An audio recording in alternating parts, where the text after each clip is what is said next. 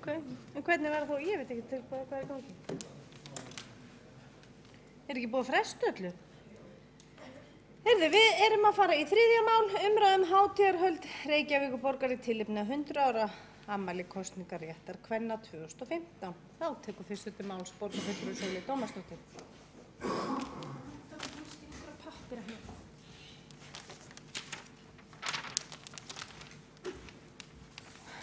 Forseti, góðir borgarfulltrúar.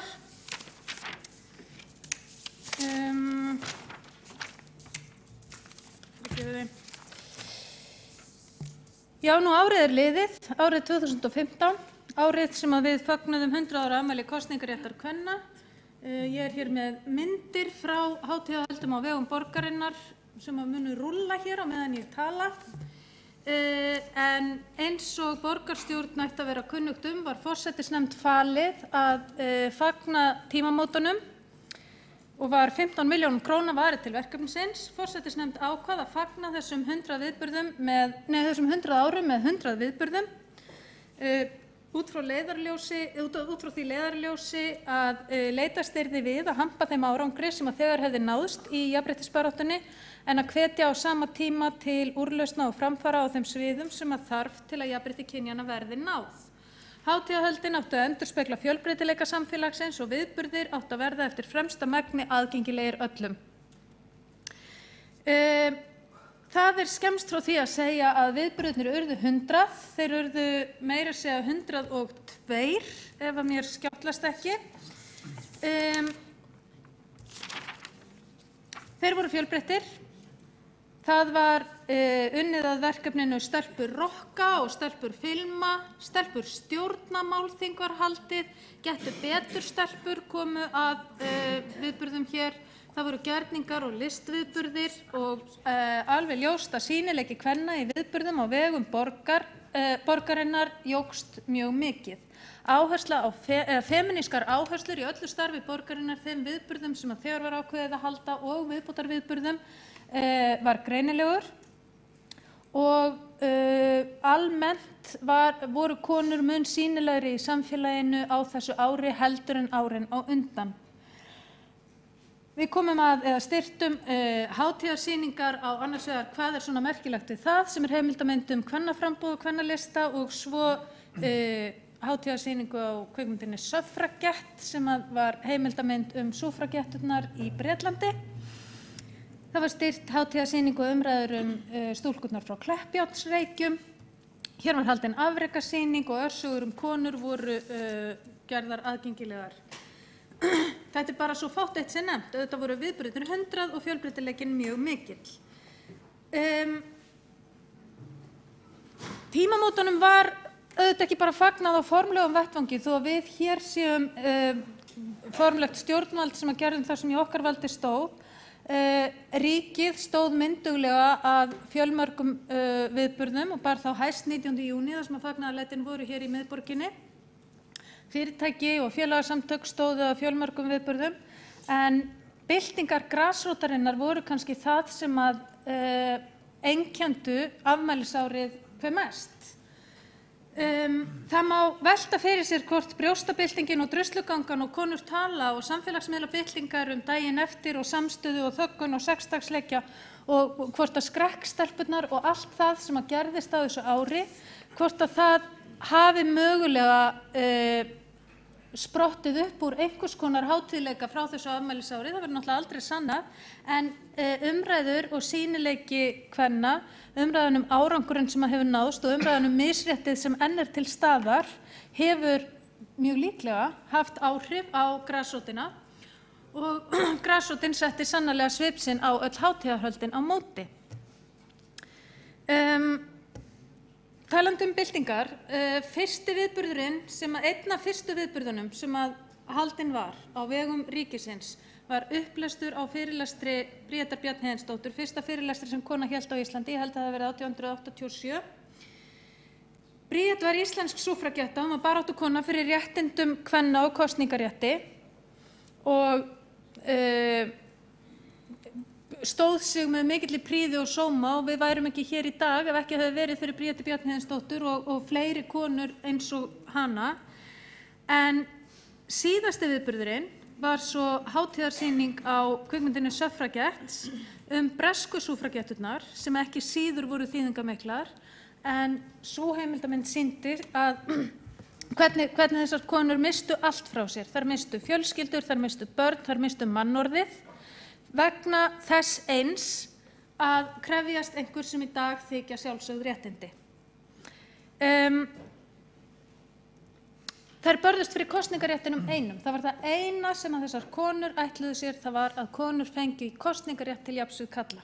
Í myndinni sést samt glögglega að þessar konur voru auðvitað ekki bara að berjast fyrir kosningaréttinum og kosningarétturinn var ekki það eina sem þessar konur þráðu eða þurftu.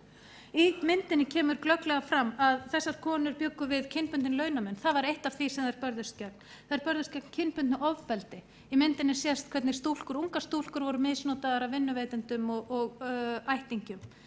Það kom berlega í ljós að konur voru álitnar eignir eiginmanna sinna í þessari mynd og máttleysi kvenna gagnvart kerfinu virtist vera algjört. Ef við skoðum hvað hefur áunnist, vissulega veittu þessar konur okkur mjög dýrmæt réttindi og það börðust fyrir hlutum sem að skipta okkur mjög miklu máli og juku vegferð okkar til muna, að þá það samt þannig að í dag enn 100 árum seinna enn kynbundinn launamunur í samfélaginu. Konur verða enn fyrir ofbeldi, það ennþá verið að misnota barnungar stúlkur í vestrænum samfélögum, í jafnréttisparadísinni Íslandi.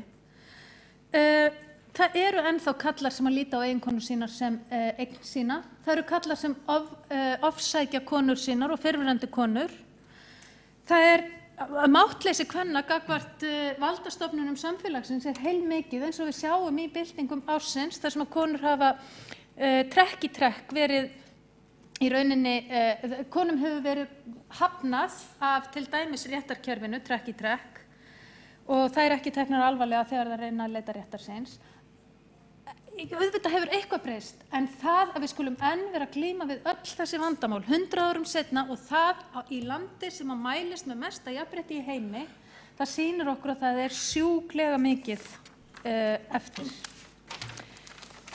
Í femínískri baráttu skiptast auðvitað á skinn og skúrir og sagan sýnir okkur að það kannski ekkert mjög, eða hún gefur kannski ekki mikið tilefni til bjartsýni. Hún sýnir okkur að hlutirnir ganga sjúklega hægt, að það verður einhvern veginn alltaf mótbárur, það verður alltaf barist gegn framförum á sviði kynjajafnréttis og árangurinn minni heldur en kannski eðlilegt gæti þótt.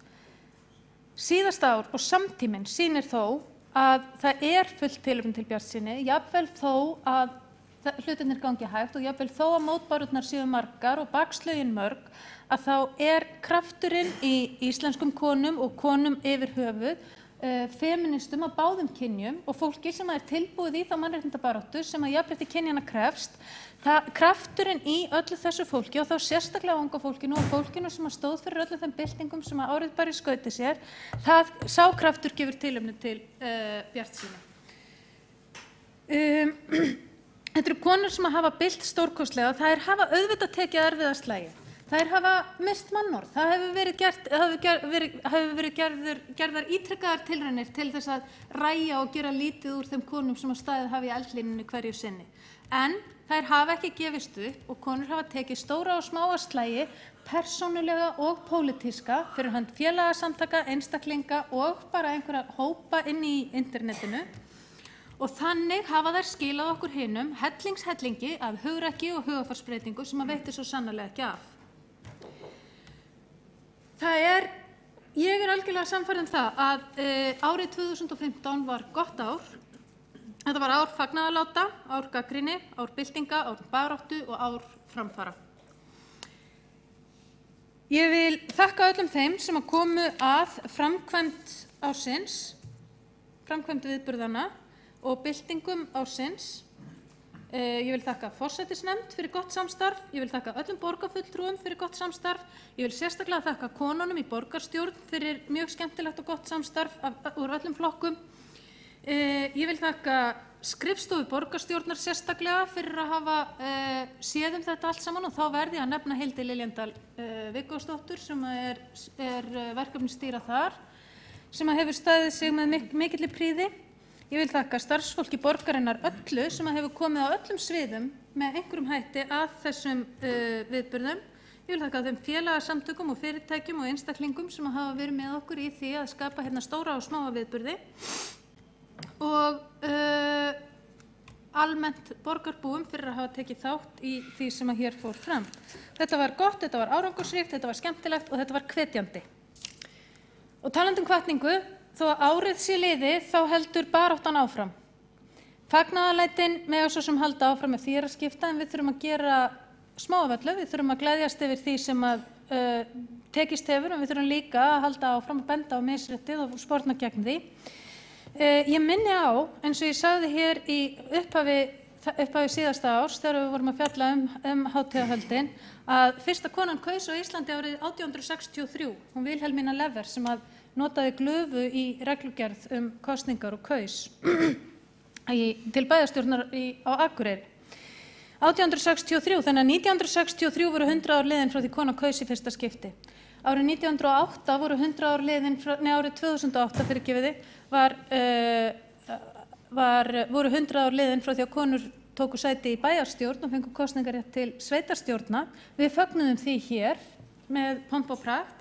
Árinu 1915, eða sem sagt árið 2015, þá stóðum við fyrir 100 viðburðum til að fagna 100 ára afmæli kosningaréttar kvenna 40 ára og eldri. En árið 1920 verður kannski ekki síður tilefni til fagnaðarláta en þá náðu konur loksins kosningarétti til jafns við karla, jafn gamlar.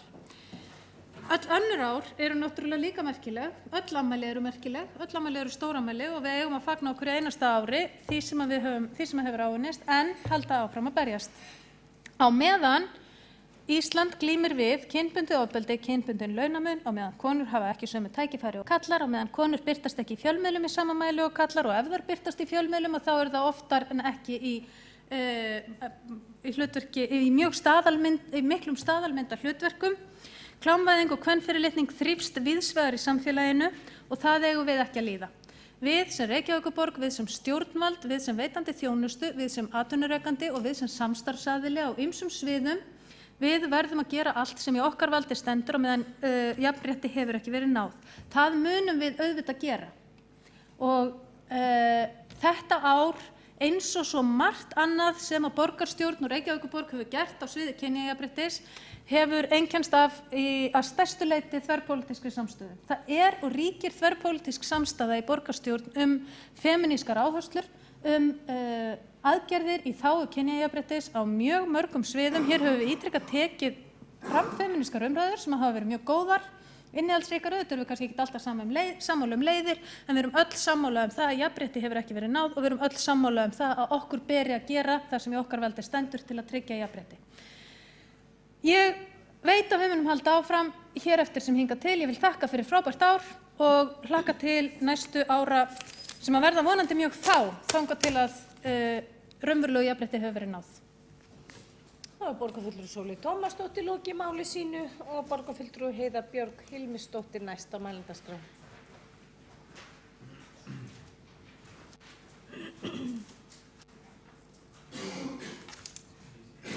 Forseti, ágætu borgarfulltrúar.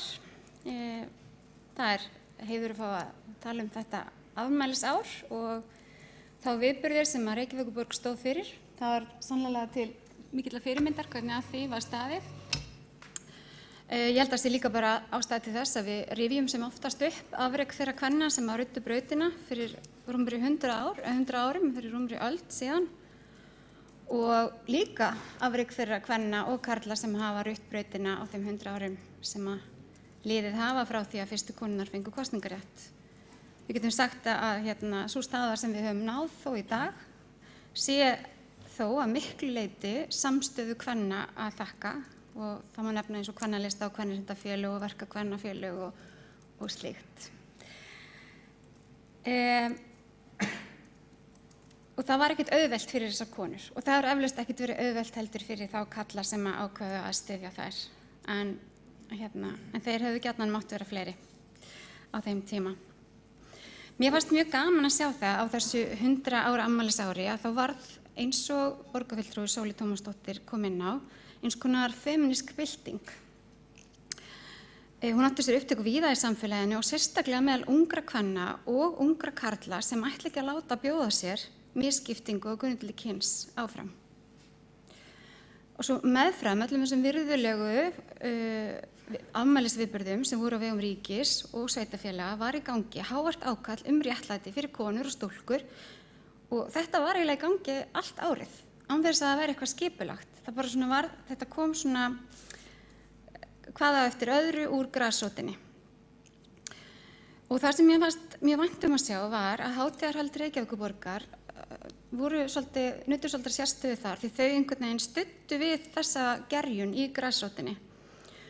Og til dæmis komu hingað inn í ráðhús ungi feministar úr framhaldsskólum borgarinnar, undirbjugguðu viðburði sem voru ótrúlega sterkir og magnaðir að verða vitni af. Og það voru margir fleiri, það voru konur og karlar á öllum aldri og eins og Sóley Tómasdóttir borgarfulltrúi Sóley Tómasdóttir fór í gegnum áðan, þá voru þessir 100 viðburðir með mjög ólíku sniði og mjög fjölbreyttir. Mér finnst bara full ástæða til þess að þakka forsætisnefnd fyrir að hafa staðið svona vel að þessu verkefni, að hafa náð því að hafa 100 viðburði á einu ári. Ég held að hafi margir ekki trúað því að það myndi nást. Og mér finnst líka full ástæða til þess að þakka sérstaklega forseta borgarstjórnar, borgarfulltrúar Sóleyju Tómasdóttur fyrir að halda utan um þetta sem forsætisnefndar. Og mér finnst þetta hafa verið skörulega gert. Mér þótti mjög magnað að fá að sitja kvennafund borgarstjórnar í sumar. Það var mjög sérstök stemming, svona kannski, eftirminnilegasti borgarstjórnarfundur sem ég hef setið á þeim stuttatíma sem ég hef setið hér fundi. Og þar var mjög dýrmætt að finna þessa samstöðu kvenna sem einmitt hefur skilað okkur svo mikið mörgu áfram. Og ég hef einhvern veginn trú á því að borgarstjórn geti unnið áfram saman að góðum málum. Á þessum fundi ákváðum við að stofna ofbeldisvarnanefnd sem hefur hafið störf og ég ber miklar væntingar við og við ákváðum að hafa málþing sem að tókst einnig mjög vel í framhaldi af þessum fundi sem var haldið í Ráðhúsinu. Það var alls konar fólk sem steig fram eins og Sóley Tómasdóttir fór í gegnum. Við sáum alls konar Twitter-byltingar, sexdagsleikinn, þöggun. Við sáum myndir á Facebook og fólk málaði sig jafnvel í framan eða flaggaði og þetta var alls konar. Fólk sagði frá alls konar ofbeldi sem hafa orðið fyrir. Drusligangan var fjölmennari en nokkru sinni áður. Ungar stelpur beru á sig brjóstin undir Fríðu Nippel og til þess að styðja samsystur sínar sem hafa orðið fyrir hrellikrámi. Og einhverjir strákar sáust hafa málað á sig brjóst eða beruðu sínar geirvörtur líka. Þetta var ótrúlega stórkostlegt og mér fannst líka svolítið flott unga fólkið, krakkarnir í Reykjavík sem stigu fram, til dæmis unga fólki sem mótmælti því að það mætti ekki vera í magabólum í Hagaskóla, í magabólum í Háteigsskóla, krakkarnir í Hagaskóla sem unnu skrekk með ótrúlega mögnuðu femínísku atriði. Mér finnst þetta svona sanna fyrir mann að meira segja að börn sjá að þetta kynjakerfi sem við búum við, það er ekki sanngjarnt og það er ekki gott fyrir neitt. Og þess vegna held ég að það sé mjög mikilvægt að baráttan haldi áfram eftir þetta ár. Við auðvitað á maður að fagna á sigurum og áfengum, en það er mjög mikilvægt að við höldum áfram og mér finnst að mörguleyti komin röðin að okkur og öðrum kjörnum fulltrúum og embættismönnum að meðtaka allt það sem kom fram. Öll þau skilaboð sem fólk voru að senda okkur á síðasta ári og sjá hvað við getum gert til þess að gera þann draum að veruleika að hér geti verið jafn rétti meðal fólks.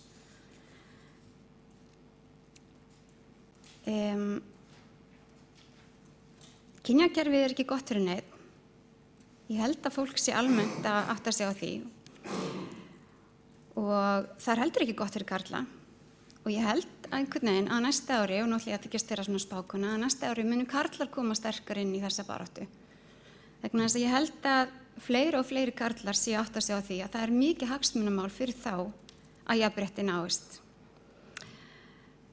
það mikið hagsmunamál fyrir þá að ná meira jafnvægi á ábyrgð í fjölskyldulífi og jafnvægi á milli launar og ólaunar vinnu og þeir geti verið meira með börnunum sínum og tekið meiri virkan þátt í samfélaginu á þann hátt. Og ég vonast til þess að ég hafi rétt fyrir mér. En ég væri gjarnan til að sjá það að við myndum gera árið 2016 að því árið þar sem við tökum svona einhver byltingakennt skref í það átt að reyna að leiðrétta þetta fyrir eitt skipti fyrir öll. Auðvitað verður þetta ekki klára á einu ári. En það væri gaman ef við gætum fagnað árið 2020 þegar við ætlum að fagna því að allar konur hafi fengið kosningarétt. Að við getum þá allan fagnað því að við höfum náð markverðum árangri frá þessu afmælisári. Borgarfulltrúi Heiða Björg Hilmisdóttir lokið máli sínu og næstur á mælendaskrá borgarfulltrúi Björn Blöndal.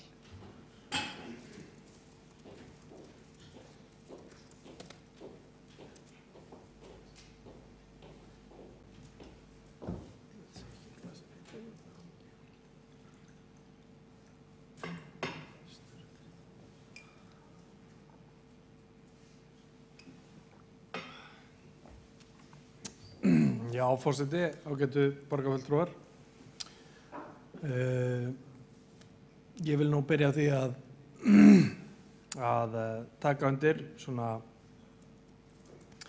þá ánægju sem hefur verið lýst með það að hversu svona veglega var haldið upp á þetta kosningaafmæli, þetta afmæli á 100 ára afmæli kosningaréttar kvenna. Bæði hér af Reykjavíkurborg og svo var það einnig gert á landsvísu og Alþingi til dæmis kom myndarlega að því. En það er náttúrulega, það er svolítið svona sérstakt að hugsa til þess að fyrir 100 árum síðan sem að sumuleyti kannski langur tími en að sumuleyti stuttur að þá hafi það bara verið svona einhvert þá hafi það bara verið álitamál hvort að konur væru hæfar til þess að greiða atkvæði hluti, hvort að konur væru hæfar til þess að greiða atkvæði hverjir ættu að stýra landi eða stýra bæ eða hverju og ég veit ekki hvað bjóð þarna baki, hvort að menn töldu að konur væru ekki vitsmuni til að kjósa eða hvað. Þetta er náttúrulega, þú veist, þetta hljómar allt bara absúrt. Þetta er náttúrulega í raun og veru ósköp einfalt, þetta er bara kúgun. Það er bara verið að kúga fólk, kúga manneskjur. Og það eru kallar sem að standa því, eða stóða því miður, og gera reyndar enn í dag víða. Íslenskar konur hafa eða konur á Íslandi hafa auðvitað verið hafa allavega þessi 100 ár og raun og veru lengur eins og þessi dæmisaga hana Vilhelmínu á Akureyri, ekki tilbúin að láta bjóða sig hvað sem er og það er auðvitað mjög mikilvægt.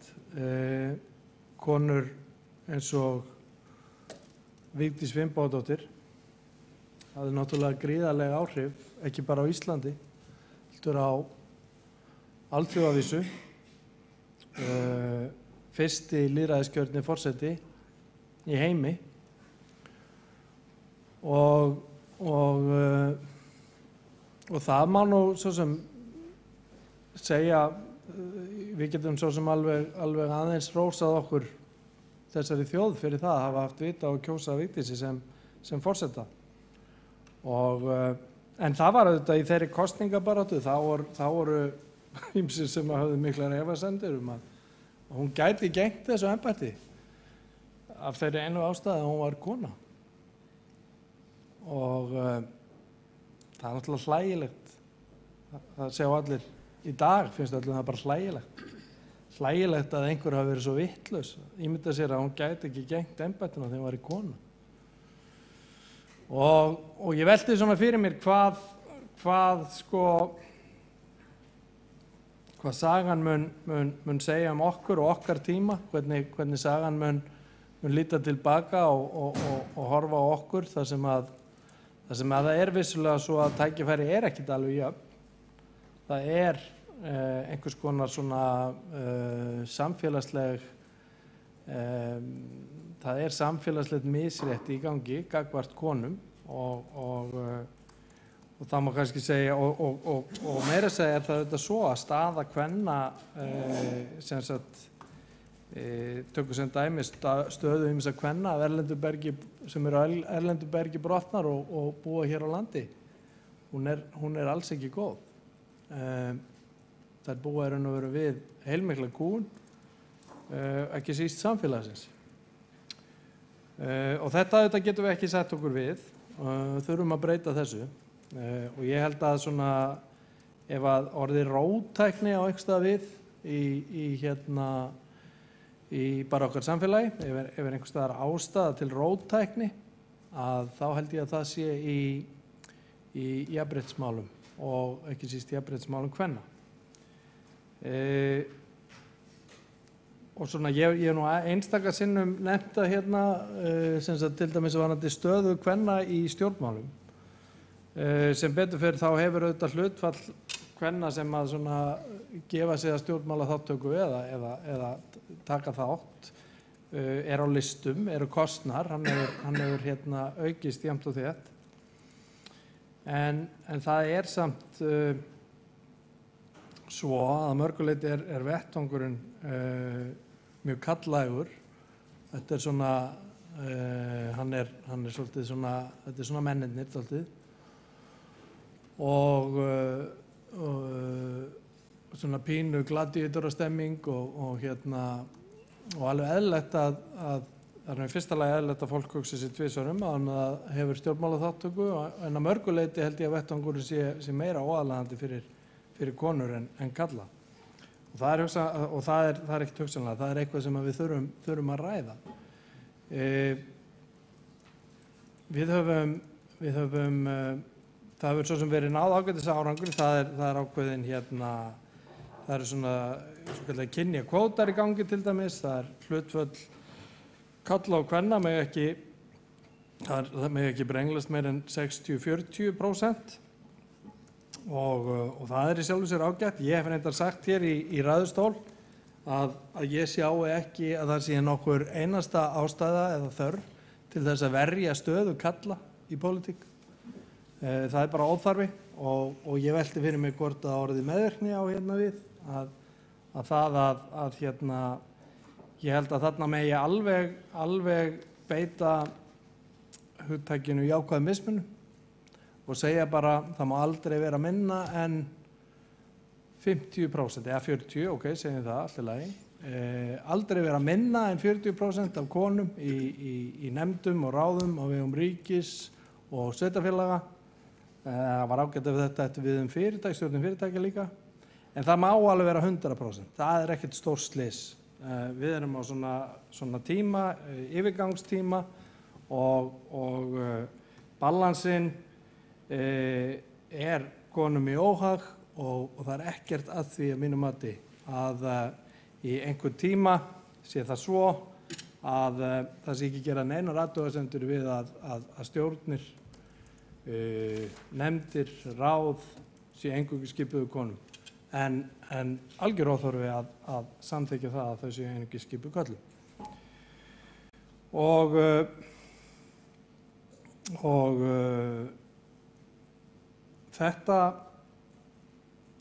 þessi staða kvenna, hún auðvitað lykilatriði í að ná almennu jafnrétti í heiminum. Á meðan að það telst á einhverjum stöðum eðlilegt að staða kvenna sé einhverju leyti lakari, varða laun, möguleika til menntunar og svo framvegis, þá verður ekkert jafnrétti í heiminum og þá verður alveg að sama skapi talið eðlilegasta mál að kúga einhverja kynþætti eða eða kúga einhverja þjóðfélagshópa eða annað slíkt. Lykillinn að jafnrétti í heiminum er staða kvenna og bætt staða kvenna, stórkostlega bætt staða kvenna og jafnrétti kvenna. Og með því að vinna að framgangi þess, þá held ég að við getum í sjálfu sér í kjölfarið muni jafnrétti almennt bara útrýmast. Þetta er nú svona mín skoðun og mín tilfinning og ég held að sé margir sem deila henni. En aftur hamingju óskir og þakkir til þeirra sem að stóða að veglegum hátíðahöldum í tengslu við 100 ára afmæli kosningaréttar kvenna 2015 og við skulum vona að við þurfum ekki að bíða í 100 ára eftir næsta stóra áfanga. Takk fyrir. Þá er borgarfulltrúi Björn Blöndal lokið máli sínu og næstur á mælendaskrá er borgarfulltrúi Trausti Harðarson.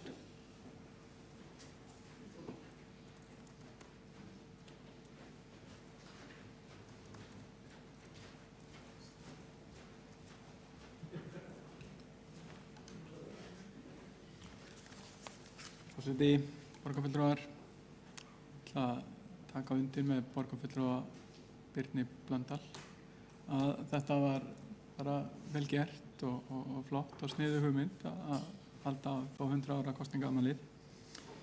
Og að þegar hér var nú aðeins mynd á knattspyrnuhús og fleira annað, þá má bæta því við að 1969 fengu íslenskar stelpur að byrja að æfa fótbolta og það var ekki fyrir árið 2000 eða kringum árið 2000 að það máttu spila í takkaskóm á knattspyrnuvöllum hér á Íslandi og það er full þörf fyrir íslenskar stúlkur að fá fleiri knattspyrnuhallir til þess að æfa sína íþrótt í, þó ég hef ekki lagt það formlega fram en ég hef verið að leita að þörfinni og kanna hana eins og borgarstjóri var að vitna í áðan.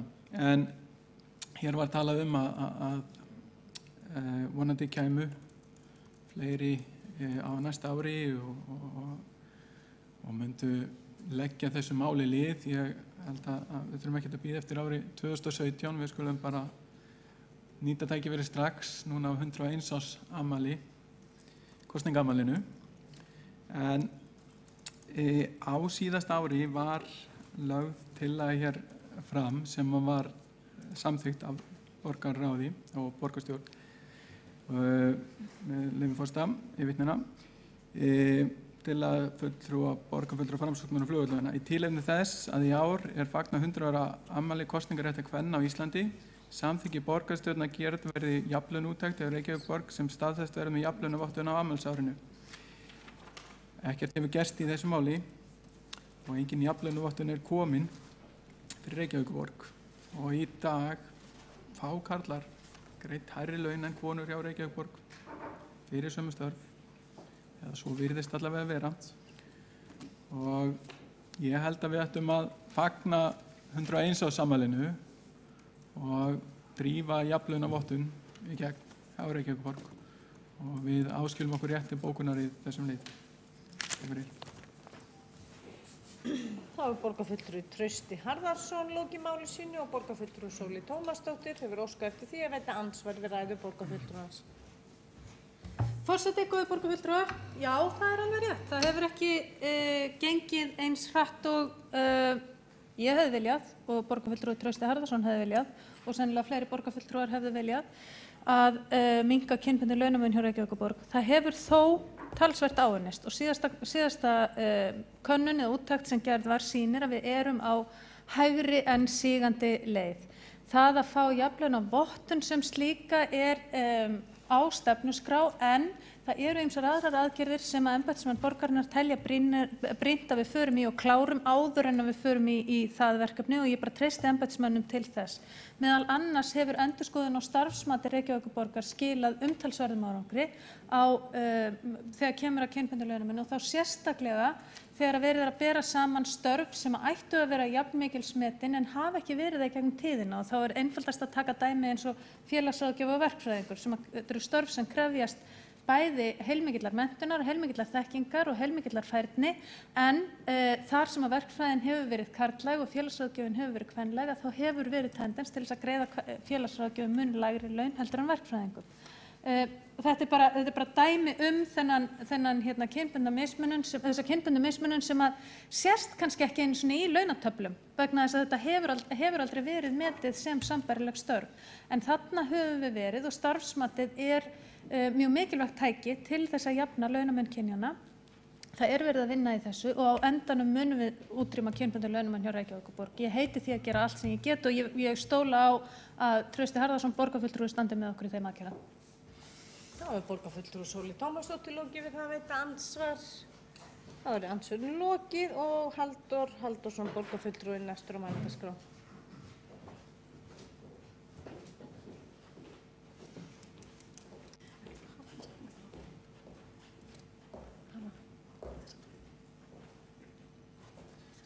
Já, forseti og góðir borgarfulltrúar. Ég komin hér upp til að taka þátt í þessari umræðu sem að hafandi sæti sem áheyrnarfulltrúi í forsætisnefnd, þá auðvitað kom ég að þessu fyrir hönd okkar borgarfulltrúa Sjálfstæðisflokksins að skipuleggja og ákveða ákveðna viðburði sem að voru framkvæmdir á þessu afmælisári. Og ég verð að segja að þetta var nú bara frekar skemmtilegt verkefni að koma þessu á. Og það var, samstarfið var fínt og það var svona svolítið spennandi að vita hvort að við næðum því markmiði að ná 100 viðburðum í tilefni af 100 ára afmælinu. Og það náðist. Og við höfðum til þess ákveðna fjármuni og þurftum ekki að nýta þá alla. Þannig að það var mikil sjálfboð að vinna í þessu eins og við áttum von á í upphafi og ég tel að við höfum komist, hvað ég segja, bara mjög skynsamlega með vel nýtta fjármuni frá þessu afmælisári og stimpla mjög rækilega inn hjá okkur öllum. Kannski meðal annars hversu undarlegt það var að konur og kallar höfðu ekki kosningarétt á sama tíma. Ég man alltaf þegar ég sagði dóttur minni frá þessu þegar hún svona fór að skilja umhverfi sitt að þá fyrir allmörgum árum síðan þegar ég sagði henni frá því að konur hefðu ekki haft kosningarétt á sama tíma og karlar, henni fannst það mjög skrítið og hún var mjög hugsi yfir þessu. Hún hafði þetta ekki áttað sig á því að svona hefði samfélagsskipanin verið. Og það var mjög svona að spegla þetta í barni sem farin að skilja umhverfið sitt, að það segir manni rosalega margt. Maður svona skilur þetta með aðeins öðrum hætti. En leið og ég segi þetta, þá leiðir maður auðvitað hugan að því hversu langt í land mörg samfélög eiga í þessu málum. Við auðvitað erum sammála það að við viljum gera betur hér, en við erum bara einna best sett í heiminum með þessi mál í dag. Og það eru auðvitað ákveðin forréttindi að geta leyft sér að segja að þó að við séum í þeim sporum, að þá ætlum við samt að gera betur. Við ætlum að gera betur varðandi kynbundinn launamun, hann á auðvitað ekki að líðast. Og við ætlum að gera betur varðandi ofbeldi sem á ekki heldur að líðast, hvorki gagnvart konum eða körlum. Og það var margt vel gert á þessu afmælisári. Mjög margt vel gert sem að vekur okkur öll til umhugsunar svo margt varðandi jafnrétti karla og kvenna. Þannig að ég vil bara þakka fyrir gott samstarf í forsætisnefndinni og við alla þá sem að þessu komu. Maður hafði tækifæri til þess að tengjast mörgum af þeim sem koma að þessum viðburðum, taka þátt í þeim sumum sem áhorfandi. Þannig að ég vil bara þakka fyrir gott samstarf við að halda upp á afmælisárið. Þá er borgarfulltrúi Halldór Halldórsson lokið máli sínu og borgarfulltrúi Áslaug Friðriksdóttir næst á mælendaskrá.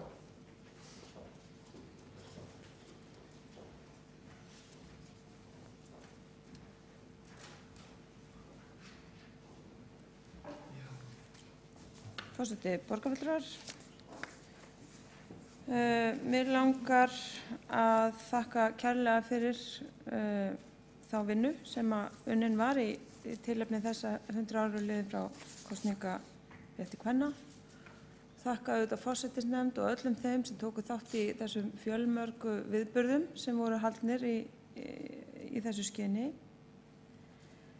Mér langar líka að þakka borgarfulltrúa Sóleyju Tómasdóttur kærlega fyrir að rifja hér upp mikilvægi þessara baráttu sem að háð hefur verið hér undanfarin ár. Og ég held að sé mjög gott að við heyrum hana sem oftast og rifjum upp hvað hún getur skipt miklu máli fyrir fólk. Svo langar mig að koma aðeins öðru vegna þess að ég held að þetta lét mig allavega þegar ég hlustaði á ræðuna fara að hugsa það, ok, hvað eru málin í dag? Hver eru þessi mál í dag? Því mér finnast þau ekki endilega vera nákvæmlega þessi og þau séu vissulega mikilvæg. Þegar ég hlýddi á ræðu borgarfulltrúa Sóleyjar Tómasdóttur, þá fannst mér, já, ok, nú þurfum við að fara að skoða svolítið hvar við ættum að vera að taka til hendinni. Og í mínum huga það algjörlega skýrt. Það í málefnum fatlaðra. Þar jafnrétti ekki virt. Það sá hópur sem þarf mest á okkur að halda í dag. Og ég vildi óska að sá kraftur sem býr í mörgum borgarfulltrúum hér í garð kvennabaráttunnar myndi fara inn í þá baráttu. Því að það vantar. Og þar þarf mjög mikið að fara að skoða hvað eru eðlileg mannréttindi, af hverju erum við ekki að sinna þeim og af hverju leyfum við okkur að fela okkur bak við svona úreltar reglugerðir, jafnvel einhvern veginn skýlt okkur gegn því að þetta sé ekki alveg skýrt í lögum og hitt og þetta. Við eigum ekki að leyfa okkur það. Við eigum ekki að leyfa okkur það. Við eigum að fara í það flókna og erfiða verkefni sem felst í því að viðurkenna algjörlega mannréttindi þessa hóps, viðurkenna stuðningsþjónustu til þessa hóps, algjörlega skilyrðislaust. Algjörlega án þess að hægt sé að segja að fólk eigi að bíða á biðlista því ekki séu til fjármuni fyrir úrræðum, vegna þess að við erum að gera það í mörgum af okkar þjónustuþáttum. Við erum að gera það. Til dæmis með fjárhagsaðstoð. Þar fer enginn á biðlista. Það bara að sjálfsögðu verður fólk að fá þessa hjálp, við bara viðurkennum það. Það fer enginn á biðlista. Þetta bara lögbundin þjónusta og það ekkert hægt að láta fólk bíða eftir henni. Að sama skapi verðum við að taka eins á stuðningsþjónustu við fatlaða. Það bara ólíðandi að bjóða þeim upp á það sem þau hafa í dag. Mér langar bara í því tilefni að rifja upp að við höfum lagt fram tillögur nákvæmlega það í velferðarráði. En þeim hefur því miður verið hafnað. Tillaga okkar frá 25. júní síðastliðið árs 2015 hljóðaði svo að lagt væri til að velferðarráð samþykki þau eðlilegu mannréttindi að ekki sé hægt að synja fólki stuðningsþjónustu á sama hátt og farið með bundna liði eins og fjárhagsaðstoð og húsaleigubætur. Frá og með næstu fjárhagsáætlun taki það verklag gildi. Nauðsynlegt að endurskilgreina rammasviða borgarinnar út frá þessari forgangsröðun. Þessari tillögu var frestað en var svo tekin til afgreiðslu síðar eða 27. ágúst 2015. En þá var hún felld. Þá var þessi tillaga felld. Þannig að meirihlutinn var ekki til í að sjá að þetta væri mikilvægasta verkefnið sem við þyrftum að fara í, sem ég held að sé. Þetta mikilvægasta verkefnið sem við þurfum að fara í. Og þetta verkefnið sem á það bara samræmi svo vel þeim umræðum sem hafa verið hér nákvæmlega kvennabaraátuna og jafnréttið og hversu mikilvægt að virða mannréttindi. Við verðum að gera það sama. í málum fatlaðra. Og reyndar bókuðu fulltrúar meirihlutans við þegar þau sem sagt tóku ekki undir þetta mikilvægi okkar, tóku ekki undir það, þetta þyrfti að gera og bókuðu eitthvað á það leið að þessu því vísa til fjárhagsáætlunargerðar, síðan höfum við náttúrulega ekki síðan neitt meira það og alls ekki séð að fólk hafi viljað leggja á sig þá miklu vinnu, já, svo sannarlega mikla vinnu og erfiða við að forgangsraða fjármunum fyrir þann hóp sem mest þarf á honum að halda. Ég bara minni borgarfulltrúa á og brýni þá til að leggjast af fullum þunga í baráttu fyrir mannréttindi fatlaðra eins og þau gera í jafnréttisbaráttu kvenna. Það var borgarfulltrúi Áslaug Friðriksdóttir lokið máli sínu og síðastur á mælendaskrá borgarfulltrúi Halldór Auðar Svansson.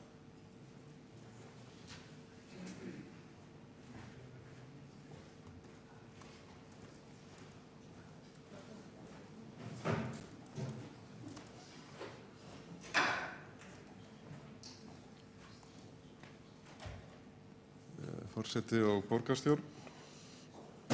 Ég ætla að byrja á að þakka samstarfið í forsætisnefnd við skipulagningu hátíðahaldana og þakka öllum þeim fjölmörgu sem að komu að viðburðunum og hvort sem að það var með formlegum eða óformlegum hætti. Þarna var skýr markmiðasetning og einföld að ná 100 viðburðum og það hafðist.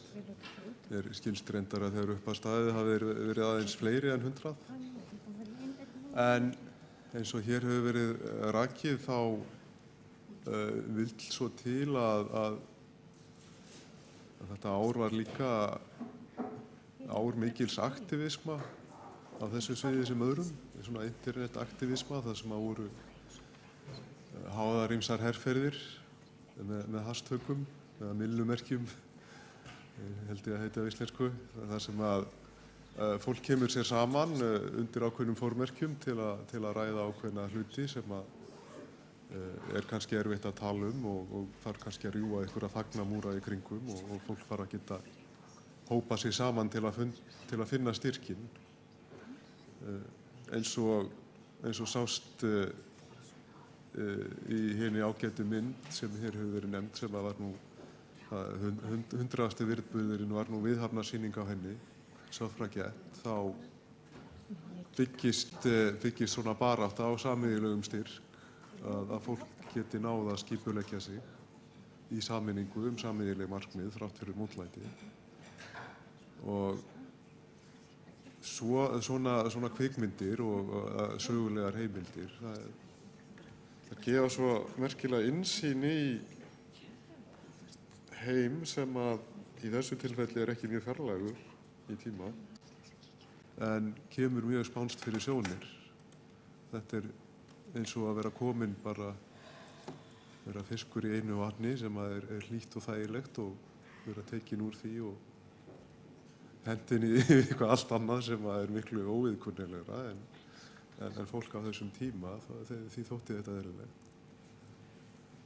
Síðan hefur vatnið breyst mjög.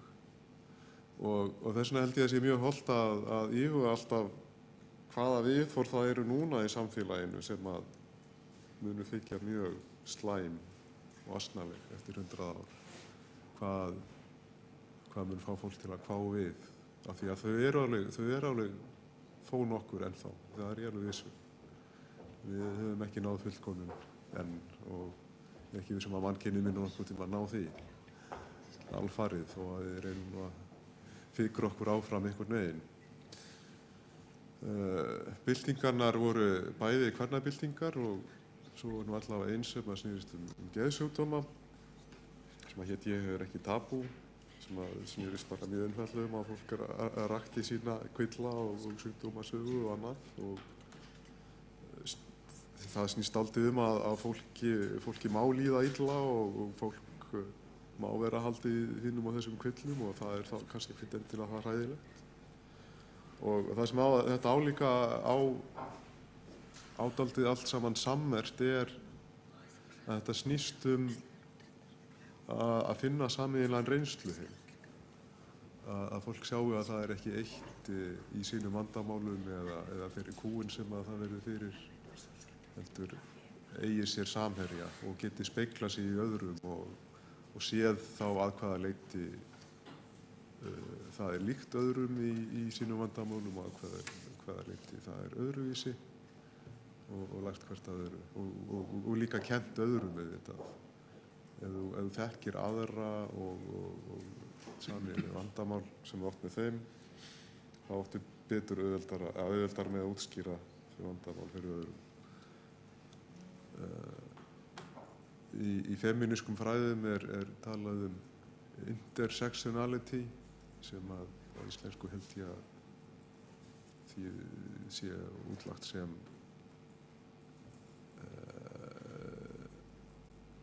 þversniðar held ég.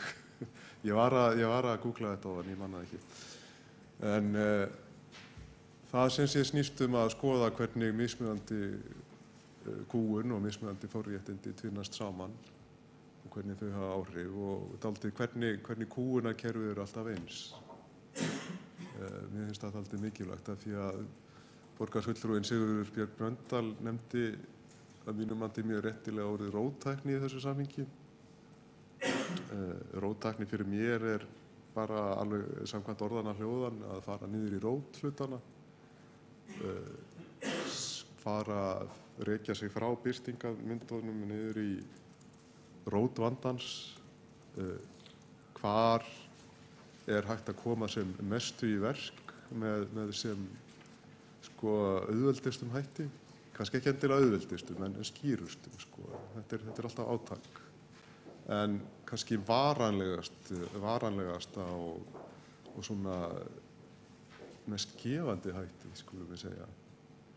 Og svona réttindabarátta fyrir mér snýst mjög mikið það að sjá hvað það eru sameiginlegir þræðir í þessu og hvað við erum öll saman í því að berjast gegn kúgun á einn eða annan hátt. Þó að við verðum fyrir henni með mismunandi hætti. Og auðvitað sögunar vegna hafa konur neyðst til að vera gríðarlega leiðandi í réttindabaráttu og hafa náð miklum framförum á skömmum tíma. Og þess vegna út frá því ennþá mjög eðlilegt að þetta sé að mörgu leyti oft tengt við kvennabaráttu og það sé módelið.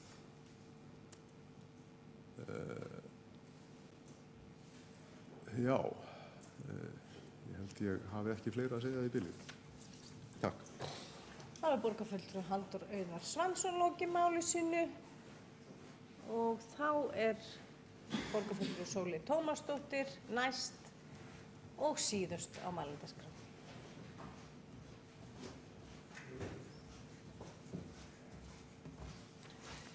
Forseti, góðir borgarfulltrúar. Ég ætla nú svo sem ekkert að lengja umræðuna. Hún var góð. Ég vil þakka fyrir hlý orð í minn garð og garð forsætisnefndar og garð borgarstjórnar allrar. Ég vil þó aðeins koma inn á það sem borgarfulltrúi Áslaug Friðriksdóttir fjallaði hér áðan. Hver næstu skref eru og hvað mikilvægast að gera og hvað við eigum að einbeita okkur að og hvert kraftarnir eiga að beinast. Ég dáist að Elju Áslaugar Maríu Friðriksdóttur borgarfulltrúa þegar kemur að baráttu fyrir réttindum fatlaðs fólks og ekki bara hennar heldur hafa náttúrulega kvenskörungar á borð við Emblu Ágústs og Guðrúnardóttur og Freyju Haraldsdóttur og fleiri sem hafa einhvern veginn lagt svakalega mikið af mörkum og gert ótrúlega mikið þegar kemur að hugarfarsbreytingu og réttindum fatlaðs fólks. En ég ekki þar. Það ekki það að ég sé á móti réttindum fatlaðra. Ég ekki á móti réttindum samkynhneigðra, ég ekki á móti og það ekki hægt að ætlast til þess af borgarfulltrúa Áslaugu Maríu Friðriksdóttur að hún hætti að hafa leggi málefni fatlara til hliðar og byrja á einhverju öðru eða eitthvað eitt sem mikilvægara heldur en allt hitt. Við verðum að gera þetta allt á sama tíma og það er eins umræðilegt og það nú er og bara rétt eins og umræður þessa fundar hafa snúist það hvort að við að taka Grensásveginn eða mat fyrir aldraða, þá er ekkert hægt að etja málaflokkum saman með þessum hætti.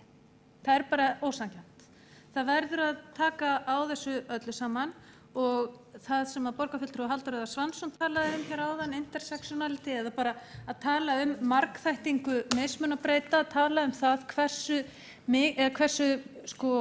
mismununin verður ýktari eftir því sem að maður tilheyrir fleiri minnihlutahópum og þá snýst það ekkert bara kyn eða kynferði, það getur snúist kyngervi, það getur snúist fötlun, það getur snúist sjúkdóma, það getur snúist uppruna eða trúarbrögð eða allt þetta og það skiptir gríðarlegu máli að við áttum okkur á því og áttum okkur á því þegar við erum í kynjabaráttunni að konur ekkert allar eins, konur ekkert allar hvítar og velmenntaðar, konur bara eins fjölbreyttar og þær margar, rétt eins og kallar og rétt eins og samfélagið allt og það skiptir mjög miklu máli að við beitum okkur, séum meðvituð þetta í allri okkar baráttu. Við verðum að beita okkur fyrir þessu öllu saman og auðvitað það þannig og ég vonandi verður það þannig eftir 100 ár og jafnvel eftir styttri tíma og vonandi eftir styttri tíma að fólki mun finnast fáránlegt hvernig við komum fram við fatlað fólk í dag og hvernig þjónusta við fatlað fólk í samfélaginu í dag. Vonandi mun fólki líka á sama tíma þykja fáránlegt að konur hafi orðið fyrir ofbeldi og sérstaklega fatlaðar konur og fatlað fólk.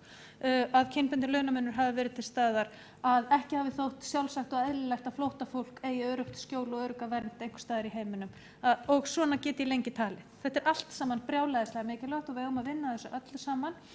Við megum ekki etja þessu saman og við megum ekki beita fólki eða beina fólki inn á einhverjar ákveðnar brautir. Fólk verður við verðum að vinna öll saman að allri þessari mannréttindabaráttu.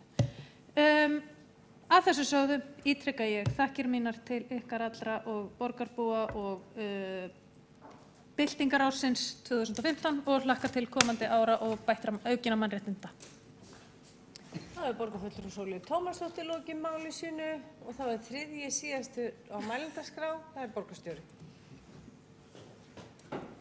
Forseti, ágæta borgarstjórn. Ég vil þakka fyrir þessu umræðu og þakka fyrir þetta verkefni. Tek undir flest sem hér hefur verið sagt, ef ekki allt. Get ekki látið hjá líða að þakka sérstaklega forsætisnefnd og forseta borgarstjórnar fyrir að hafa leitt þetta ásamt öllum þeim grasrótarsamtökum sem tóku þátt í því. Skrifstofu borgarstjórnar fyrir að hafa verið kjölfestan í þessu og öllum sem tóku þátt. Háttvirtur borgarstjóri hefur lokið máli sínu og þá er umræðu lokið. Þá er komið að